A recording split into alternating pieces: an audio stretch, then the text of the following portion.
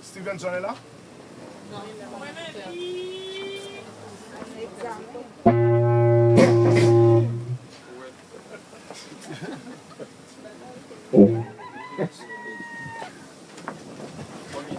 Stevenson, c'était pour la jeunesse? pour la jeunesse. Eh bien, un de vos jeunes.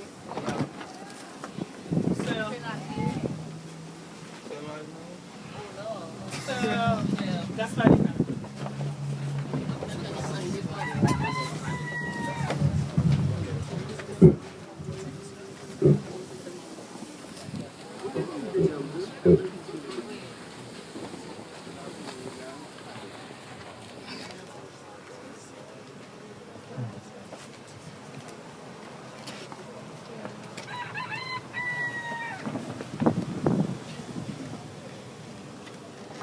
Madame la Présidente de la Commission de la Construction, Monsieur le Président de la Fédération centrale des athlétiques du jour, Monsieur les pasteurs, Mesdames, Mademoiselles, Messieurs, mes très chers frères et sœurs, bienvenue. Bienvenue à vous, bienvenue à tous sur le chantier de la future grande église adventiste du 7e jour Gethsémané de Caradeux. C'est avec une grande joie et beaucoup d'émotion que je m'adresse à vous en cette journée historique pour célébrer la pose de la première pierre de ce temple, en ce jour du 15 décembre 2013. Comme vous le savez déjà, avec Dieu, nous ferons des exploits, il écrasera nos ennemis. Psaume 60, le verset 14. Sur ces mots, nous allons chanter ensemble « À Dieu soit la gloire » avec la maestra du jour.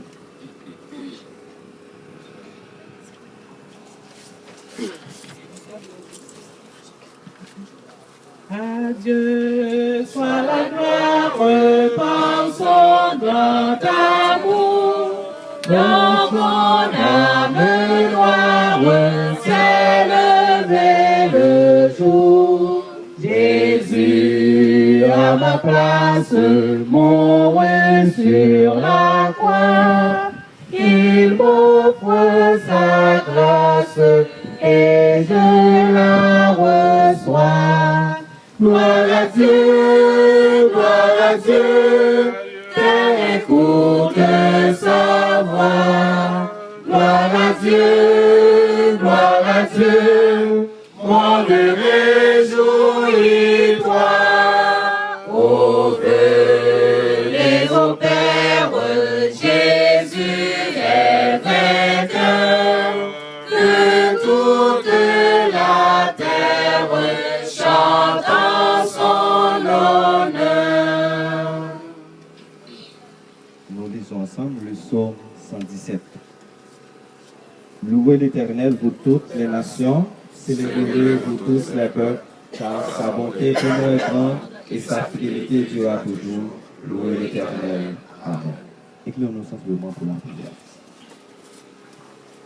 Béni sois-tu, notre Dieu, notre Père, pour le don de la vie dont nous jouissons de ta part.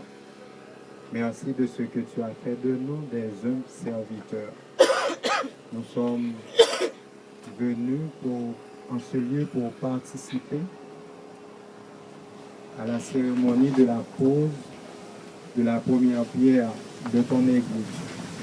Nous te demandons, Père, que tu diriges toi-même cette cérémonie. Fais de nous tes enfants, car nous savons avec toi, nous ferons des exploits. Bénis chacun de nous, fais briller ta face sur nous. Au nom de Jésus, nous te prions, lui qui vit, qui règne dès à présent au siècle des siècles. Amen.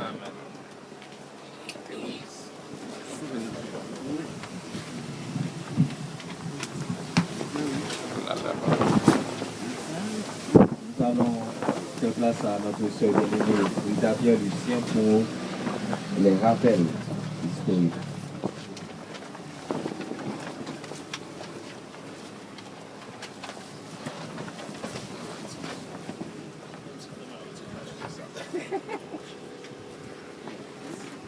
dimanche 15 décembre 2013, rapport historique de l'Église adventiste du 7e jour Gethsémani de Caradeux.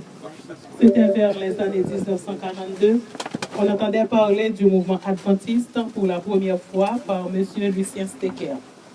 Alors qu'il était un apprenti tailleur à Port-au-Prince, ayant complété son apprentissage, il a établi sa boutique de tailleur dans sa propre maison, non loin d'ici. On l'entendait chaque matin, faisait le culte de famille, il chantait, lisait les psaumes, priait et faisait la leçon quotidiennement. La pratique religieuse de Stecker était différente des autres du quartier. De plus, il ne travaillait pas le samedi, il se rendait à l'église, au temple à Port-au-Prince pour adorer le Créateur de l'univers. L'attention de plus d'un se dirigeait vers cette famille. On notait deux choses en particulier. Il n'ouvre pas sa boutique le samedi et il ne cuisine et la cuisine, excusez-moi, ne se fait pas. Tous les préparatifs pour le samedi se font vendredi. M. Stecker a entraîné plusieurs membres de sa famille, dont ses frères André Lucien, Alovi Lucien et la fiancée de son frère André, Clerna Aimé. Ces trois-là furent les premiers à suivre l'exemple de M. Stecker en se faisant adventiste. Plus tard, Christian Lucien, un autre frère de M. Stecker, décida avec son épouse de suivre son frère en devenant adventiste. 3 ans plus tard, après avoir dépensé tout son argent chez les prêtres du Vaudou et perdu son mari, la sœur Lucien Carmen, accompagnée de ses enfants, donna son cœur à Jésus. Ainsi, elle faisait chercher Frère Stecker pour venir prier avec sa famille. De son côté, Frère Stecker a pris sa femme ainsi que les autres adventistes de la zone. Ils étaient 6 frères et sœurs participer à cette prière chez sœur Carmen, la mère de Frère Geoffroy, Norélis et autres. Après une semaine de conversion, sœur Carmen et ses enfants s'unissaient à la famille de Frère Lucien pour étudier chaque jour la leçon de l'école du sabbat, et parfois le matin et parfois le soir. Ça dépendait de l'emploi du temps de Frère Stecker. Alors il n'y avait pas même un groupe dans la zone parce que Frère Stecker ne voulait pas laisser l'église contemplante. À Port-au-Prince, d'où il était membre, ces gens s'étaient tellement assoiffés d'entendre la parole de Dieu qu'ils se rendaient à pied jusqu'à Bon Repos pour adorer avec un petit groupe adventiste. Ils étaient joyeux au retour parce qu'ils adoraient avec d'autres frères et sœurs. Excusez-moi. Quelque temps après, ils avaient entendu parler d'un petit groupe à la Croix des Missions. Comme ils faisaient la route à pied, aller et retour, ils décidaient de rester à la Croix des Missions pour plus près. Chemin faisant, ils adoraient régulièrement avec le groupe Croix des Missions jusqu'au moment où frère Rigaud Desvarieux, un employé de la mission du sud d'Haïti, après avoir pris connaissance des lieux d'où sortaient ses frères et sœurs, décidait d'y mettre sous pied une école sabbat annexe qui fonctionna chez le frère Lucien Stecker. Cette école sabbat annexe fut fortifiée par des activités missionnaires organisées tantôt chez frère Christian Lucien, tantôt chez Mme Bourèche, tantôt à Bonne-Visite ou à Bois-Blanc. Avec le concours dans ce premier temps du frère Wilson, dans ce deuxième temps, Roland séjour pour s'arrêter sur le valeureux et infatigable frère Rosanazère. L'extension en nombre du groupe lui ont poussé à le transférer sous une tente construite sur un terrain qui leur ont été octroyés. Par la suite, on a fait l'acquisition d'une portion de terre du sieur Louis Petitot, où l'église adventiste de Caradeux a été construite au début des années 60. Au cours du 4e trimestre de l'année 1963, l'église a été dédicacée. 42 frères et sœurs ont été reconnus comme et c'est ainsi que l'église croissait et multipliait jusqu'à ce que le nombre de membres dépasse 600. Je souligne à votre attention que le nom Adventiste Gethsémani de Caradeux a été retenu par le comité de l'église en 1994 environ pour substituer à l'ancien nom devant la limitation des espaces pour l'adoration les responsables de l'Église se voyaient dans l'obligation d'instituer une commission chargée de la reconstruction d'une Église, et c'est là que nous en sommes aujourd'hui. Ce rapport a été recueilli par l'un de nos pionniers, frère Norélie Geffra, membre fondateur, ancien secrétaire d'Église vivant aux États-Unis d'Amérique. Rédigé et présenté par Mme Lucien-Pierre Marie-Rita. Merci.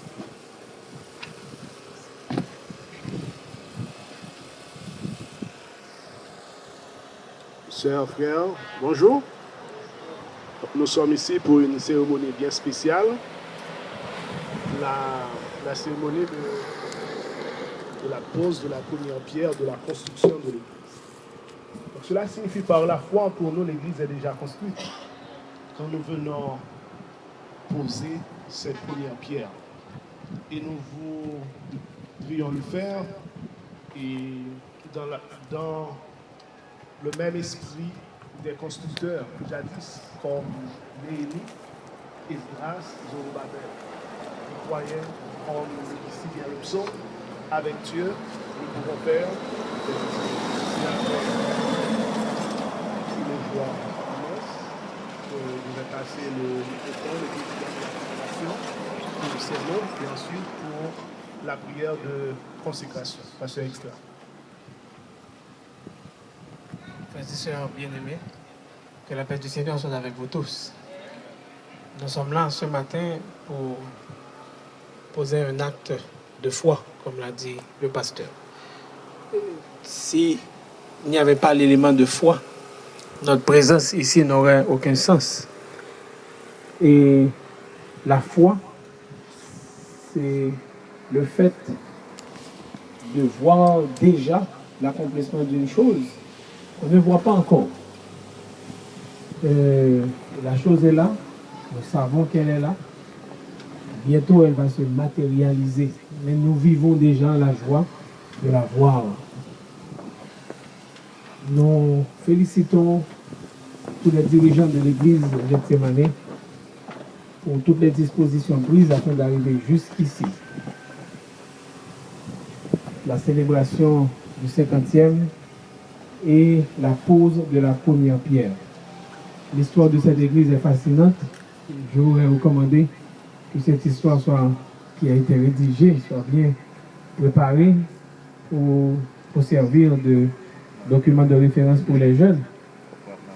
Les postulants pionniers voyageurs ont besoin de connaître l'histoire de leur église. Donc je souhaite que ces pages soient dactylographiées et conservées dans les archives de l'église et pourquoi pas une copie au bureau de la fédération. Je pense que c'est un travail qu'il faut conserver. Nous voulons dire au moins une chose. Nous trouvons dans la parole de Dieu.